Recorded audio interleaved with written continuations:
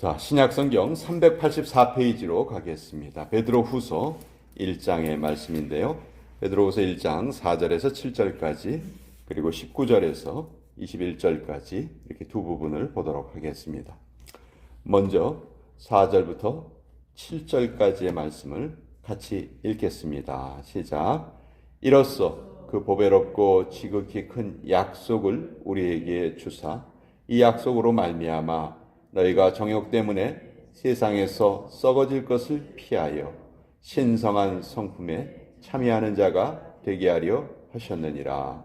그러므로 너희가 더욱 힘써 너희 믿음의 덕을, 덕의 지식을, 지식의 절제를, 절제의 인내를, 인내의 경건을, 경건의 형제 우애를, 형제 우애의 사랑을 더하라. 자, 19절부터 21절까지 말씀 같이 읽습니다. 시작. 또 우리에게는 더 확실한 예언이 있어 어두운 데를 비추는 등불과 같으니 날이 새어 샛별이 너 마음에 떠오르기까지 너희가 이것을 주의하는 것이 옳으니라. 먼저 알 것은 성경의 모든 예언은 사사로이 풀 것이 아니니 예언은 언제든지 사람의 뜻으로 낸 것이 아니요 오직 성령의 감동하심을 받은 사람들이 하나님께 받아 말한 것임이라. 하나님의 말씀입니다. 아멘. 자, 베드로는 전서와 후서 두 통의 편지를 남겼는데요. 베드로 전서는 주로 이 외부에서 성도들을 힘들게 하는 외부의 박해에 대해서 말을 했습니다. 그래서 박해가 다가올 때 겁을 내지 말아라. 오히려 그것을 당당하게 맞서라. 그것이 베드로 전서의 메시지였어요.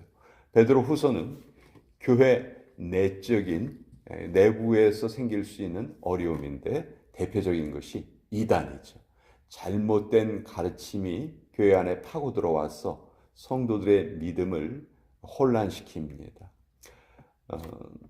고난을 이긴 성도가 100명이라면 풍요를 이긴 성도는 1명 정도에 불과하다. 그런 말이 있어요.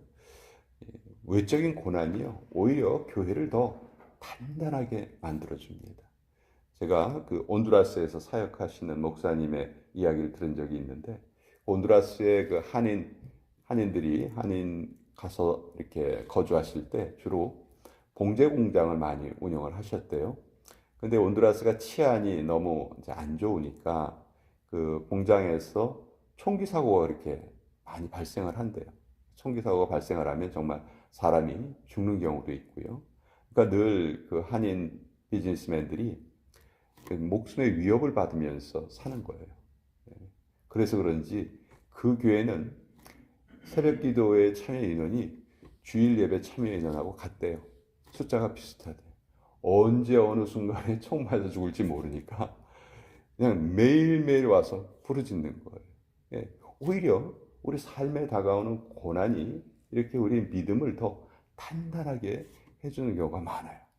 반대로 우리는 늘 평강을 구하고 안일함을 구하지만 그 안일함이 계속될 때 과연 우리가 신앙적으로 그것이 우리에게 도움이 될까? 내 모든 삶이 잘 이루어져 가기만 한다면 하나님과 깊은 교제를 나눌 수 있는 그런 삶의 원동력이 생길까? 이게 참 어려운 것이죠. 그래서 우리의 삶에는 늘 어려움과 또 평강이 이렇게 파도가 치는 것처럼 왔다 갔다 하는 것 같아요. 또 그것이 우리의 삶에 하나님이 정하신 법칙이라는 것을 우리가 깨달아야 될 것 같아요. 왜 나의 삶에 이렇게 어려움이 많습니까? 우리가 그렇게 기도하기 쉽지만 하나님의 대답은 오히려 이렇게 말씀하실 것 같아요. 왜 너의 삶에 어려움이 없어야 된다고 생각하니? 인생이라는 것이 원래 그렇게 어려움이 있는 삶을 살면서 나를 의지하는 것이 그게 인생인데 왜 너는 너의 삶에 어려움이 없어야 된다고 생각하니? 하나님이 이렇게 물어보실 것 같아요. 자, 베드로도 참 많은 고난을 겪었던 사람입니다. 예수님이 베드로를 참 많이 사랑하셨죠. 그래서 중요한 현장에 참 베드로, 야고보, 요한 이 세 명의 제자들을 많이 데리고 다니셨고, 그 중에서도 베드로는 정말 예수님의 모든 제자들 중에서도 대표적인 그런 제자입니다. 자, 이 베드로가 예수님을 배반한 적도 있었지만 예수님은 다시 한번 부활하신 후에 베드로에게 나타나셔서 내 양을 먹이라, 그렇게 세 번이나 베드로를 또 용서해 주시고 사명을 맡겨 주셨죠. 자, 그 이후로 베드로는 완전히 다른 사람이 됩니다. 다른 사람이 되어서 초대교회를 이끌어가는 정말 기둥과 같은 역할을 했어요. 자, 이 베드로가 하나님께서 왜 우리에게 하나님의 백성이 되는 그런 약속을 주셨느냐, 그것을 지금 설명하고 있는데요.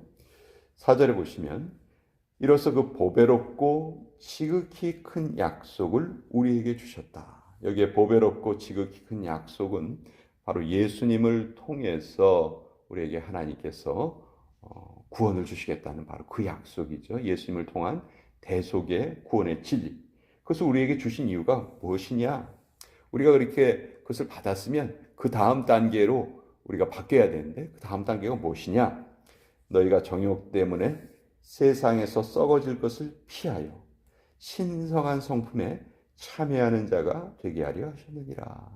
자, 우리가 구원을 얻었다면 그 다음에 반드시 나타나야 되는 자연스러운 모습이 뭐냐면 우리 안에 신성한 성품이 나타나야 된다는 거예요. 우리가 인간인데 어떻게 신의 성품을 갖겠는가? 근데 하나님이 그런 가능성을 하나님의 백성들에게는 허락하셨다는 거예요. 이거 너무나 귀한 진리죠. 너무나 귀한 정말 축복이에요. 내가 인간으로 살면서 하나님의 성품을 조금이라도 내가 그것에 참여할 수가 있구나. 그 5절과 7절이 하나님의 성품이 나타난 구체적인 모습이에요. 여러 가지가 나와 있는데 가장 먼저 시작하는 것이 믿음이죠. 가장 마지막에 끝맺는 것이 무엇입니까? 사랑입니다. 결국 믿음으로 시작해서 사랑으로 끝을 맺는다는 것이죠. 인격적인 성장의 단계를 이렇게 우리가 말할 때 세 단계를 보통 말해요. 어린아이의 단계가 있어요. 어린아이의 단계는 상대방 감정에는 별 관심이 없습니다. 아예 관심이 없어요. 어린아이들이 자기의 감정을 드러낼 때는 주변에 있는 사람이 어떻게 생각하든 그건 상관없죠. 내가 지금 어떻게 생각하는지 그게 제일 중요해요. 그렇죠? 어린아이들은 그것만 생각해요. 근데 이런 어린아이의 단계를 벗어나면 우리가 이제 어른이 됩니다. 자, 어른이 되면 어떻게 되냐 하면 내 감정도 생각을 하지만 또 주변 사람들의 감정도 좀 살펴봐요. 요걸 이렇게 같이 하려고 해요. 사실 모든 일반적인 사람들이 요 단계에 좀 머물러 있는 것 같아요. 나와 상대방을 같이 살펴봐요. 물론 차이는 있겠죠. 내 감정이 더 앞설 때도 있고 그럴 거예요. 그렇지만 이것이 이제 신의 성품에 다다르게 되면, 성화의 단계에 다다르게 되면 어떻게 되냐면 내 감정보다는 상대방을 먼저 살피게 됩니다. 이게 변화가 되는 거예요. 어린아이 때는 내가 우선이다가 이제 성숙한 자가 되어서는 나보다는 타인의 감정을 우선시한다 하는 거죠. 자, 이것이 이제 신앙의 성장에도 그대로 적용이 될 수가 있어요. 예수님께서 철야 기도를 하신 적이 2번이 있으셨는데, 한 번은 제자들을 선택하실 때, 12제자를 선택하실 때 밤을 새워서 기도하셨다, 그렇게 성경이 말하고 있고요. 또 한 번은 십자가를 지시기 전날 밤에 겟세마네 동산에서 정말 오랜 시간 동안 기도하셨어요. 자, 이 2번의 예수님의 이 철야 기도의 특징은 뭐냐면 예수님이 자기의 생각을 온전히 하나님께 복종시키셨다는 거예요. 열두 제자 중에서 가룟 유다가 있죠. 가룟 유다는 예수님을 배반할 사람이에요. 근데 예수님은 처음 제자들을 선택하실 때 이미 유다가 자기를 배반할 것을 아셨어요. 그 유다를 제자로 선택하는 것이 하나님이 원하시는 뜻이셨어요. 그것을 받아들이시는 과정이 밤새도록 기도를 하시는 그런 과정이었다. 그 기도를 통해서 예수님은 온전히 하나님의 뜻에 자기를 복종시키십니다. 겟세마네 동산의 기도도 마찬가지죠. 제가 이 때문에 이 땅에 왔음을 전 잘 알고 있습니다. 그렇지만 할 수 있으시면 이 잔이 물러가기를 원합니다. 이 잔이 아닌 다른 모습으로 제가 하나님의 사역을 이루었으면 좋겠습니다. 그렇지만 기도를 마치셨을 때 예수님께서 하신 말씀은 내 뜻대로 마시고 제 아버지의 뜻대로 하시옵소서. 그러니까 자기의 뜻을 온전히 복종시키시는 그런 기도를 드렸죠. 이것이 이제 예수님이 보여주신 그 기도의 우리에게 보여주신 기도의 본이죠. 우리도 처음에 기도할 때에는 우리의 요구 사항을 하나님께 말씀드리는 그런 단계에서부터 시작을 하지만 우리가 신앙생활이 계속되면 계속될수록 이제 우리의 기도는 하나님의 뜻을 내 삶에 받아들이고 또 오늘 하나님이 나에게 허락하신 일들을 정말 하나님의 방법대로 해나가겠습니다. 이제 내 삶의 주권이 나에게 있지 않고 하나님께 있습니다 하는 것을 계속 우리가 고백하고 거기에 대해서 계속 날마다 우리가 더 깊어지는 그런 과정이라고 할 수 있겠죠. 자, 우리가 이런 삶을 살 때 하나님께서 우리에게 두 가지의 그 가이드를 주셨어요. 우리를 보호해 주시는 분들, 우리를 이끌어 가시는 분들, 한 분이 성령님이시고 또 한 분은 말씀이시죠.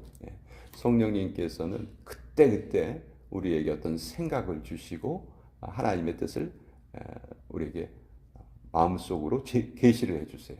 반면에 말씀은 이미 기록된 모습으로 우리에게 다가오세요. 그래서 이 기록된 말씀을 대할 때에도 우리는 결코 사사로이 대할 수가 없다. 그래서 20절과 21절의 말씀은 이렇게 돼 있죠. 먼저 알 것은 성경의 모든 예언은 사사로이 풀 것이 아니다. 여기 사사로이란 말은 내 생각대로, 내가 좋을 대로 그렇게 말씀을 해석하는 것이 아니다. 왜냐하면 21절에 예언은 언제든지 하나님의 예언, 하나님의 말씀은 언제든지 사람의 뜻으로 낸 것이 아니다. 오직 성령의 감동하심을 받은 사람들이 하나님께 받아 말한 것이다. 그러니까 하나님의 말씀의 주체가 성령님이시라는 것을 여기 분명히 밝히 드러내어 알려주고 있어요. 그러니까 성령님께서 말씀의 저자이세요. 그러면 그 말씀을 깨닫게 해주시는 분도 사실은 성령님이시라는 거죠. 그러니까 우리가 하나님의 말씀을 대할 때 먼저 기도하면서 이 말씀을 받아야 돼요. 그렇지 않고는 말씀을 그때그때 내 생각과 기분에 따라서 이렇게 해석할 수도 있고 저렇게 해석할 수도 있고, 그렇지만 그것은 성경을 우리에게 주신 그 하나님의 뜻이 아니다. 먼저 성령의 감동을 구하고 그 이후에 그 말씀을 풀어야 한다. 그래서 이 베드로후서 1장 21절의 이 말씀은 성경 66권 전체를 해석하는 가장 중요한 키워드와 같습니다. 성경은 반드시 성경으로 해석한다. 성경을 해석하는 첫 번째 원리가 이거죠. 성경은 우리 인간의 생각으로 해석하는 것이 아니고 성경은 성경으로 해석한다. 이것이 우리가 하나님의 말씀을 대하는 가장 기본적인 태도가 되어야 합니다. 지금은 말씀이 너무너무 어떻게 보면 손쉽게 우리가 말씀을 대할 수 있죠. 성경을 언제든지 우리가 인쇄된 성경을 구할 수가 있어요. 이것을 언제든지 우리가 읽을 수가 있습니다. 그렇지만 이렇게 성경을 편안하게 대할 수 있는 이때가 오히려 성경이 희귀하고 성경 말씀을 제대로 일반 사람들이 구해서 읽지 못하는 시절보다 오히려 말씀에 대한 소망과 사랑은, 그 갈망은 오히려 더 약해진 것이 아닌가, 그런 안타까움이 들기도 합니다.